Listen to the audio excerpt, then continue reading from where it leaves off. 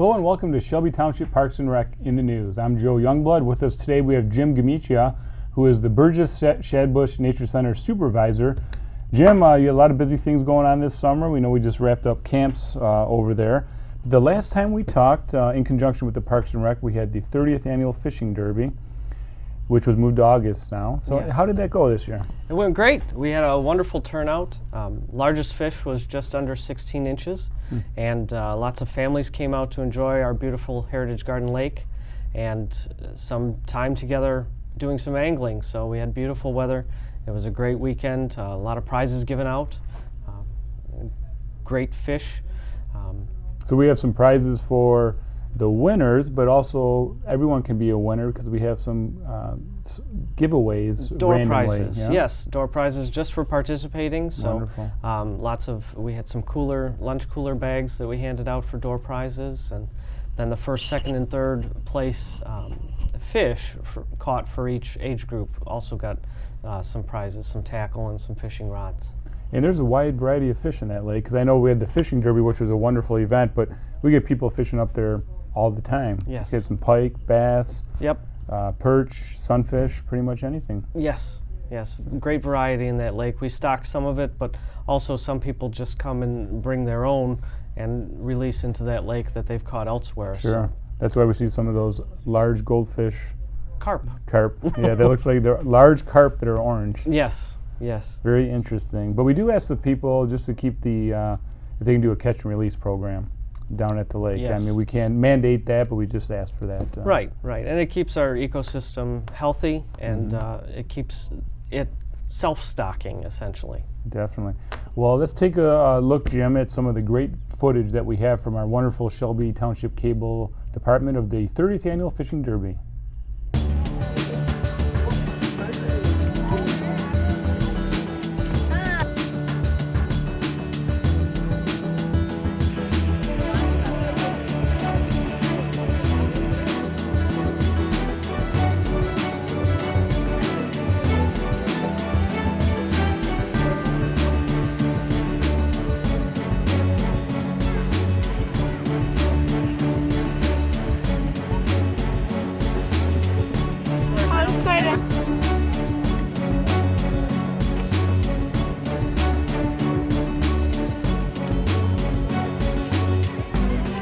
Well, Jim, as you can see from that footage, the families had a great time. And when I say family, what a great family event that is put on by the Nature Center and Parks and Rec. With you have young kids, old kids, moms and dads, grandmas and grandpas, everyone's out there for this wonderful free event. And also, Jim, we have many different sponsors that we'd like to thank, and we have them listed right here on the screen. Take a look. And without these sponsors that we do have, it's difficult to run these free events. So special thanks to all of them. Yes, very much so.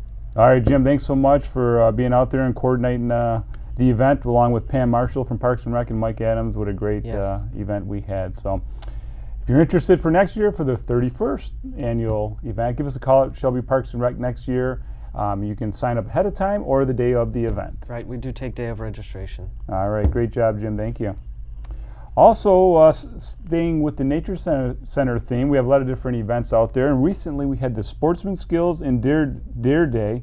Tell us a little bit about that, Jim. Sounds exciting. Well, the weather was a little gloomy, but we still had a great turnout of visitors of all ages that came out to try their hand at archery and crossbows, also the riflery, and they learned some information about white-tailed deer, some compass skills, and got to sample some yummy treats cooked in outdoor environment in our Pioneer cabin with Dutch ovens by the Lac de St. Clair Pioneer Dutch oven cookers. So it was a great event.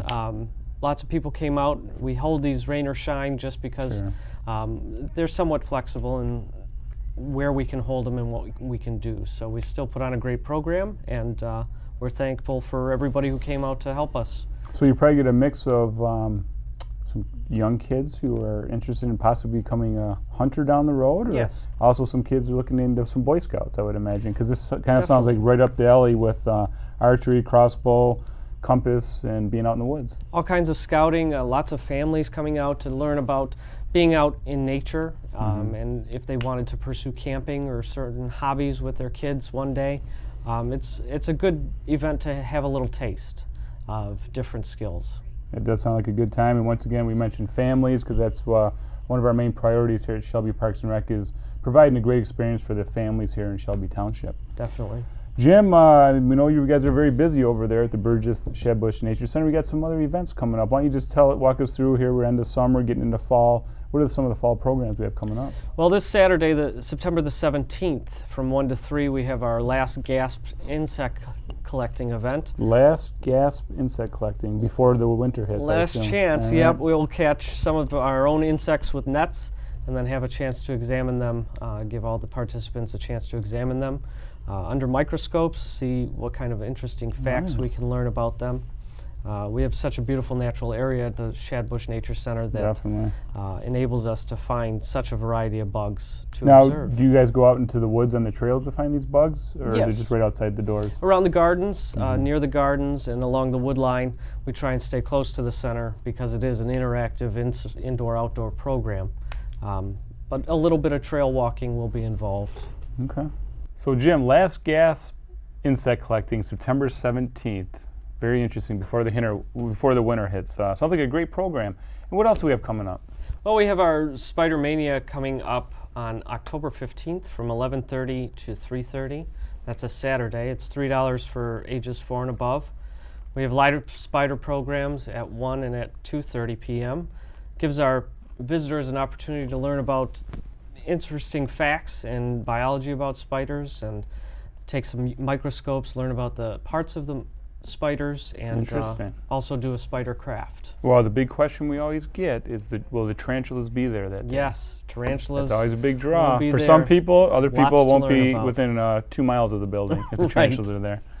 And you mentioned the microscopes. I think that's wonderful because how beautiful a spider is actually when you look at how close to the fine hairs and the colors and the body types.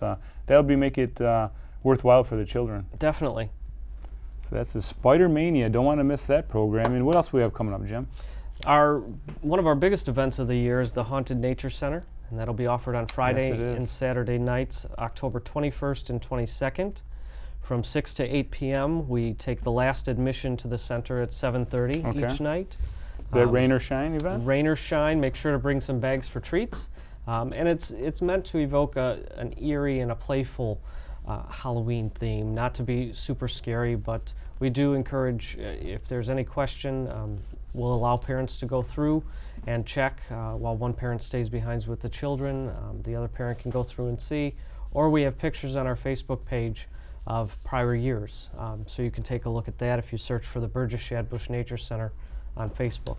So this is a little more of a laid back and spooky and not super scary. Right, and that's a good. It was just funny a week ago with my brothers and my mom. She was talking about an old story back when we were at the mall, and they had a haunted house in the mall, and then it was so scary, and we were very young. So my mom was telling we went flying out the exit door, diving out into the mall. But remember that my mom was back there. She said she was screaming at the workers about, "Stop yelling at my kids!" And so, anyways, so don't expect anything that scary. So right. This is just no chainsaws. But with that being said, we don't want to upset any moms like my mom was upset. So if they want to do a quick walkthrough before the kids go, certainly they can do that. Definitely. Very good. Haunted Nature Center. Don't forget that, October 21st and 22nd. Jim, also something at the Nature Center we have Diane Grantham, the teaching gardens over there. If you haven't been over there, please do so. And Jim, if you could share just a little background about that, can anyone just show up and walk through? And it is amazing. Beautiful gardens. Yes, they're open all the time. Even when the center is not open, we just ask that the gate, you mind the gates when you come in and shut them when you leave. But we have 3 separate gardens. We have a pollinator garden. We have a historical plant garden, and those 2 are enclosed by a wooden fence where you can see all different beautiful plants within those. And then we have also a deer-resistant garden. So it'll show you a bunch of plants. If you have trouble with deer in your yard, you can go around. Everything's labeled. All the plants are labeled so that you can actually see if you really like a plant and would like to use that in your own landscape, what you should, bring a pencil and paper and you can write that down to integrate it into your own. And that's hence why they call it teaching gardens, where you can go there and learn different, because a lot of people have beautiful plants, but they don't know the names of them either. Definitely. Or they have the deer, like you said. What can I plant that's deer resistant? So we are a certified monarch waste station within the teaching gardens, and a big thank you to the Master Gardener program and Diane Grantham, who wonderful heads up that program. But Does it's an all amazing volunteer hours, and they do an amazing job of they do, Jim. keeping the gardens up. They do. So please check out the teaching gardens. Thanks to Diane Grantham and the volunteers that work along with her. So wonderful job. Jim, if you haven't been to the Nature Center before, or there's different programs that are offered, where can the Nature Center be found, and where can you find the programs? Well, you can look at shelbytwp.org under the Parks Recreation page for our website. The newsletter can be found there, which lists all of our programs. Shelby Township in the News should be coming soon to your mailboxes, and that lists all of our programs. But we can be found on Facebook. Search for the Burgess Shadbush Nature Center, and you can like our page. We are updating that frequently with current events that are coming up. You can find us in the Ryan Road side of Riverbends Park, Ryan Road south of 22 Mile. We're the Big Log Cabin at 4101 Riverbends Drive. And you can always call us at area code 586-323-2478. Very good, Jim. Thank you for all the information, and really appreciate that. And I just wanted to touch on really quick, Jim, we get a lot of calls, and I know you guys get calls at your office about the mountain bike trails. We have Caramba, which is the Clinton River area Mountain Bike Association. It's kind of a tongue twister until you spell it out. They built over 8 miles of mountain bike trails in Riverbends Park, and they're still continuing to build them. So if you have any residents interested in the Caramba about the mountain biking trails, please stop by Parks and Rec. We have some different maps that you can come and pick up.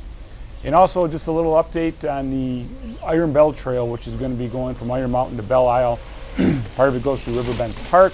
This fall we plan to work on from the Macomb Orchard Trail, heading south down the east side of DeQuinder to 23 Mile Road, crossing at the light to the south side of 23, heading east into Gene Shepherd Park. So that's the first phase of connecting all the way to the city of Utica. So Jim, we continue to work on these grants, and things are going forward, and we'll keep everyone updated on where we stand with the grants. Very good. Thanks for having me. Thanks for being on the show, Jim. Thank you so much for watching. Until next time, please remember, here at Shelby Parks and Rec, we create community through people, parks, and programs. Thanks for watching. I hope you visit a park soon.